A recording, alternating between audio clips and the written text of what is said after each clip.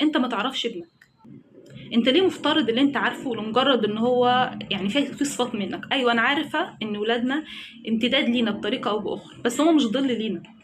ابنك او بنتك هم شخصيه منفرده، هم ليهم شخصيتهم المستقله، سواء بطريقه كويسه او بطريقه وحشه. يعني مش في كل خناقه تفترض ان ابنك هو المظلوم او هو الغلبان، انت ما تعرفش، ابنك ده ممكن يطلع شخصيه مستفزه. انت نفسك او انت نفسك لما بتبقى 5 دقايق بيقعدوا في البيت تكونوش طايقينهم بجد، بيكونوا عايزين تخبطوهم بحاجه، مش عيالكم وعارفينهم. تخيلوا الناس اللي بره بقى. وكمان لازم نعترف بحاجه، ان هما برضو احنا كل ما بنطلع بره عيالنا او احنا بنطلع بره بنشوف شخصيات من نفسنا احنا نفسنا ما نعرفهاش.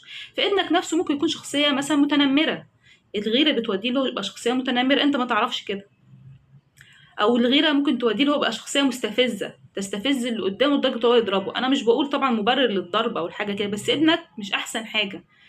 عشان الصفه دي لو في، حاول تخليه يتعالج او حاول تقومه في حاجه زي كده. ادي نسبه، ايوه انت عارفه كويس، بس ادي نسبه لا انا مش عارف ابني كويس. فممكن يكون هو فعلا شخصيه مستفزه، ممكن يكون هو شخصيه متنمره. طيب ده الجانب اللي هو مش حلو، انا ممكن اكون مش عارفه في ابني. اعرف ابني دي هتاخد وقت عشان تتعرفوا على عيالكم. مش اللي هو بيني وامي لا تعالى لا انت طلعتش متنمر، ايه ده انت مش مستفز، لا ابني جميل زي الفل، لا. ده هياخد وقت.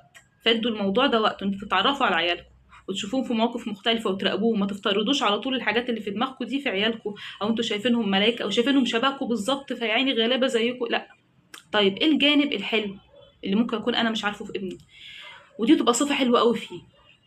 لو ابنك من الشخصيات اللي مش بسهولة حد يستفزها، يا سلام بقى. بيتحكم في اعصابه.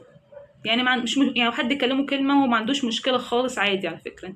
لو حد خبطه خط عشان يستفز هو مش هتعصبني على فكرة. ممكن يكون ابنك عنده الشخصية الحلوة دي وانت ما تعرفش. عنده صفة، انت يا ريت يا ريت كأم او كأب يبقى عندنا الصفة دي، مش بسهولة حد يستفزنا. فدي صفة حلوة في ابنك وانت ما تعرفهاش.